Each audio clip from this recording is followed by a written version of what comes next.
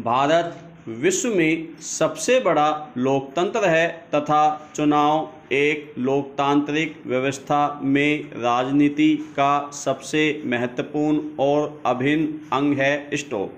लोकतंत्र केवल इस विश्वास पर कार्य कर सकता है कि चुनाव स्वतंत्र, निष्पक्ष तथा धांधली रहित हो। आदर्श परिस्थितियों में एक ईमानदार व्यक्ति को लोगों के प्रतिनिधि के रूप में चुनाव लड़ने व जीतने में सक्षम होना चाहिए।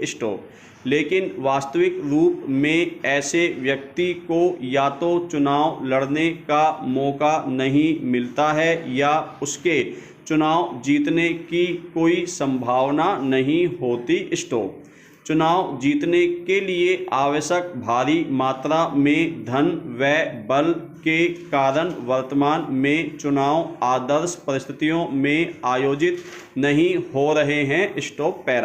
भारत में यह सामान्य धारणा है कि राजनीतिक दलों का वित्त पोषण अर्थात फंडिंग बेहिसाब तथा अवैध धन हस्तांतरण का प्रमुख केंद्र है तथा यह भ्रष्टाचार का भी प्राथमिक कारण है। राजनीतिक भ्रष्टाचार में सार्वजनिक पदों पर निजी हितों के लिए अनुचित तथा अक्सर गैर कानूनी उपयोग निहित होता है। राजनीतिक दलों के वित्त पोषण के बहुत से स्रोत होते हैं, इसलिए जवाबदेही व पारदर्शिता अत्यधिक आवश्यक हो जाती है। प्रतिस्पर्धी राजनीतिक दल तथा चुनाव अभियान किसी भी लोकतांत्रिक व्यवस्था के आवश्यक अंग हैं। भारतीय चुनावों में विशाल धनराशि सम्मिलित होती है तथा राजनीतिक दलों द्वारा इस धन का बहुत कम प्रतिशत ही अपने समर्थकों द्वारा दिए गए फुटकर चंदे के रूप में आता है। अधिकांश धन बड़े व्यापारिक घरानों द्वारा जुटाया जाता है, परंतु व्यापारिक घरानों द्वारा दिया गया यह धन अधिकांशतः अघोषित आय का हिस्सा होता है तथा इस प्रकार के चंदे का कोई रिकॉर्ड नहीं होता। चुनावों में धन का प्रमुख महत्व होने के कारण नतीजा यह होता है कि जो राजनीतिज्ञ काले धन के साथ सामंजस्य बैठाने में सफल रहते हैं वे प्रभावी भूमिका में आ जाते हैं। वर्तमान में चुनाव वित्त पोषण अथवा फंडिंग का परिदृश्य इतना अधिक अपारदर्शी है कि न केवल जनता इससे अनभिज्ञ रहती है बल्कि सरकारी नियामक अभिकरणों यहाँ तक कि दल के सदस्यों से भी यह गुप्त रहता है। चंदे का अधिकांश भाग उन लोगों से आता है जो सरकारी ठेकों में अनुचित प्राथमिकताओं के आकांक्षी होते हैं अथवा योजनाओं व नीतियों को अपने पक्ष में बनवाने हेतु प्रयासरत रहते हैं। इसका और अधिक बुरा पहलू आपराधिक गतिविधियों को नज़रअंदाज करने के रूप में सामने आता है। मीडिया अध्ययन केंद्र नई दिल्ली के अनुमान के अनुसार सरकार राजनीतिक दलों तथा उम्मीदवारों द्वारा 2014 के लोकसभा चुनाव में खर्च की गई धन राशि लगभग 35,000 करोड़ रुपए थी, जो इसे वर्ष 2016 में आयोजित अमेरिकी राष्ट्रपतीय चुनाव के पश्चात विश्व का दूसरा सबसे खर्चीला चुनाव बनाती है। एक और अनुमान के अनुसार राजनीतिक दलों की आय का 69% भाग अज्ञात स्रोतों द्वारा आता है। एक वर्ष 2010 के विदेशी अंशदान नियामक संशोधन अधिनियम FCRA ने राजनीतिक दलों को विदेशों से दिए जाने वाले चंदे की अनुमति दी।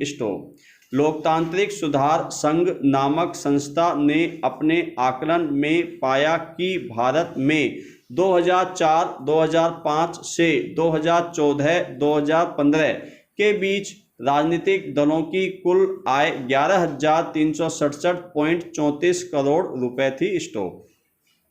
किसी भी उम्मीदवार द्वारा चुनाव में खर्च की गई वास्तविक राशि तथा कानूनी रूप से तय सीमा में भारी अंतर पाया जाता है। स्टॉप। चुनाव आयोग के ही आंकड़ों के अनुसार 2014 के लोकसभा चुनाव का सिर्फ प्रबंधन खर्च ही 40 रुपये प्रति वोटर से अधिक रहा है। स्टॉप। पैरा। शुरुआती दौर में स्वतंत्रता प्राप्ति पर भारत में राजनीतिक दल निजी दान तथा सदस्यता शुल्क के माध्यम से वित्त पोषित होते थे। स्टॉप। व्यापारिक घरानों द्वारा राजनीतिक दलों को वित्त प्रदान करना कुछ निबंधनों के साथ वैध था। स्टॉप। इसे कंपनी के खातों में घोषित करना होता था। स्टॉप। जनप्रतिनिधित्व अधिनियम RPA 1951 ने चुनाव अभियान पर खर्च की सीमा को सुनिश्चित किया। स्टॉप। पैरा। राजनीतिक दलों के अवैध फंडिंग का परिणाम राजनीतिक प्रक्रिया का अपराधीकरण तो है ही, राजनीतिज्ञों, नौकरशाहों तथा व्यापारिक घरानों का गठजोड़ प्रशासन तथा नीति निर्माण को भी प्रभावित करता है। स्टॉप। इस गठजोड़ के परिणाम स्वरूप जनता का राजनीतिक दलों व सरकार पर से भरोसा उठ जाता है, क्योंकि राजनीतिक भ्रष्टाचार के कारण दुर्लभ संसाधनों को गरीबों व वंचितों की पहुंच से बाहर रखा जाता है। स्टॉप। सत्तारूढ़ दलों के निर्णय उन शक्तियों के अनुरूप होते हैं, जिन्होंने उन्हें वित्त पोषित किया था। स्टॉप। यह एक प्रकार के सहचर पूंजीवाद को बढ़ावा देता है तथा लोक कल्याण की भावना को प्राथमिकता नहीं दी जाती। स्टॉप। विदेशी वित्त पोषण के बाद तो बहुराष्ट्रीय कंपनियों के देश की राजनीतिक व्यवस्था में सीधे सीधे हस्तक्षेप की संभावना बन जाती है। स्टॉप। चूंकि अधिकांश राजनीतिक दल अज्ञात स्रोतों से धन प्राप्त करते हैं, इसलिए जब तक भारत की राजनीति संस्थागत रूप से अपने वित्त के लिए अवैध व बेहिसाब धन पर निर्भर है, काले धन को समाप्त करने के लिए कोई निर्णायक राजनीतिक इच्छा नहीं हो सकती। स्टॉप। पैरा।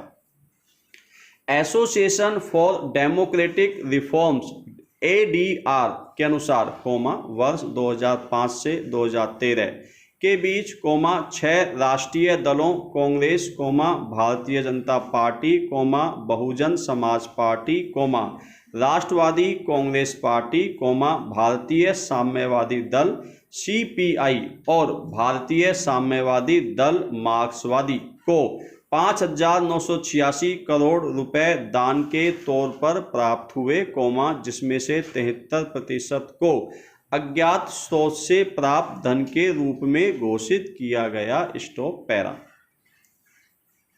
राजनीति लोक सेवा का क्षेत्र न होकर कुछ लोगों के लिए मात्र लाभ कमाने का अवसर ही होता है तथा इस प्रकार के राजनीतिक व्यवसायी धन के बल पर न सिर्फ अपने लिए अनुकूल परिस्थितियों का निर्माण कर लेते हैं, बल्कि अपने विरुद्ध होने वाली आधिकारिक सतर्कता को पलटने व विकृत करने में सफल भी रहते हैं। स्टॉप। विभिन्न अध्ययनों में भी पाया गया है कि ऐसे प्रत्याशियों के जीतने की संभावना अधिक होती है जिनके पास धन की कोई कमी नहीं और जिनकी आपराधिक पृष्ठभूमि होती है। स्टॉप।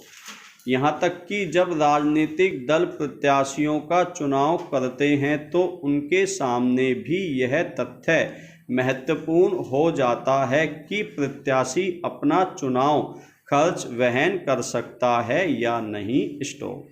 ऐसे में प्रत्याशी की पृष्ठभूमि एवं सिद्धांतों की भूमिका गौण हो जाती है। स्टॉप। बड़ी औद्योगिक परियोजनाओं हेतु बैंकों से उतने ही बड़े ऋणों की आवश्यकता होती है, इन ऋणों का कुछ भाग राजनीतिक दलों को चंदे के रूप में दिया जाता है। स्टॉप। राजनीतिक दल आयकर अधिनियम 1961 की धारा 13A के अनुसार, अपनी वार्षिक आयकर रिटर्न जमा कराने के लिए बाध्य नहीं हैं तथा यह पाया गया कि राजनीतिक दल अपनी रिटर्न जमा ही नहीं कराते। स्टॉप।